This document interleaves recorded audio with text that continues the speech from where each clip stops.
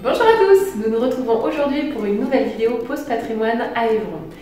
Pour faire écho à la dernière vidéo que j'avais faite sur les différentes étapes de fabrication d'un vitrail, ce que je vous propose aujourd'hui, c'est de prendre un petit peu de hauteur pour aller découvrir les vitraux d'Évron d'un peu plus près. Alors, attachez vos ceintures et c'est parti, on y va pour une balade en drone. Dès le XIIIe siècle, les moines d'Évron vont souhaiter faire entrer un maximum de clarté dans cette abbatiale. Ils vont donc multiplier les vitraux et vont même jusqu'à créer une cage de verre au-dessus du chœur. Ces superbes vitraux datent de la fin du XIIIe siècle. À cette époque, ils ne servent pas uniquement à fermer l'édifice, mais ont un vrai rôle catéchétique.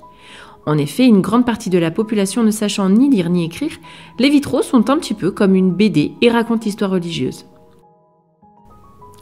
Comme vous pouvez le voir, les vitraux sont numérotés de 1 à 6, de gauche à droite, afin de faciliter la compréhension. Le vitrail numéro 1 est sans doute parmi l'un des plus anciens de l'église gothique et représente de gauche à droite les apôtres suivants: Saint Pierre, Saint Thomas, Saint Paul, Saint Matthieu et Saint Simon.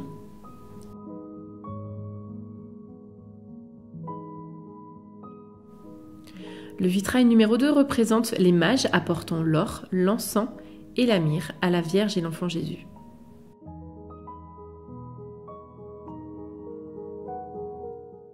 Le vitrail numéro 3 représente la légende du pèlerin en 4 tableaux, 2 en haut et 2 en bas. En haut à droite, nous voyons le pèlerin qui s'est endormi en ayant accroché sa besace à un pied d'aubépine.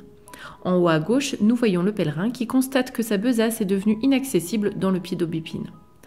Dans le registre inférieur à gauche, nous voyons l'évêque Adouin qui se met en prière afin de faire plier le pied d'aubépine et promettre de faire construire une église dédiée à la Vierge Marie. En bas à droite, nous voyons l'évêque Adouin qui bénit les moines et consacre aussi probablement l'abbaye car à l'arrière-plan, nous pouvons distinguer un autel. Le vitrail numéro 4 ne comporte qu'une seule scène, celle de la crucifixion du Christ. Ce vitrail est assez particulier puisque tout le haut de celui-ci est consacré à l'architecture gothique. Il en est de même pour le vitrail numéro 6, sur lequel seul le registre inférieur représente 3 personnages. On y voit 2 saints ainsi qu'un noble ou bienfaiteur représenté avec sa chevelure sur les épaules et tenant en ses mains un précieux objet, peut-être un reliquaire. Celui-ci aurait voulu associer son nom à celui des 2 saints sur la même verrière. Il est à noter que certains vitraux ont été exportés. Certains sont même dans des musées aux États-Unis. J'espère que cette vidéo vous aura plu et que vous en aurez appris un petit peu plus sur ce que représentent les vitraux à Évron.